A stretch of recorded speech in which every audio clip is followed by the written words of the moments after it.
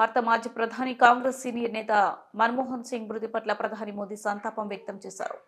ఆయన తీవ్ర అస్వస్థతకు గురైనప్పటి వెంటనే ఢిల్లీలోని ఎయిమ్స్ లో అత్యవసర చికిత్స కోసం చేర్చారు. చికిత్స పొందుతున్న ఆయన తుది శ్వాస విడిచారు. మన్మోహన్ సింగ్ మృతి పట్ల ప్రధాని మోదీ సహా పలువురు ప్రముఖులు సంతాపం తెలుపుతున్నారు. దేశం గొప్ప నాయకుడిని కోల్పోయింది అని వారు భావోద్వేగంగా పేర్కొన్నారు. మన్మోహన్ సింగ్ అంత్యక్రియలు పూర్తి ప్రభుత్వ లాంఛనాలతో నిర్వహించనున్నట్లు సంబంధిత వర్గాలు తెలిపాయి. మాజీ ప్రధాని మన్మోహన్ సింగ్ గురువారం కన్నుమూసిన నేపథ్యంలో కేంద్రం 7 రోజుల జాతీయ సంతాప దినాలు ప్రకటించనున్నట్లు సంబంధిత వర్గాలు తెలిపాయి. శుక్రవారం జరగాల్సిన అన్ని ప్రభుత్వ కార్యాలయాలను రద్దు చేసినట్లు సంబంధిత వర్గాలు తెలిపాయి.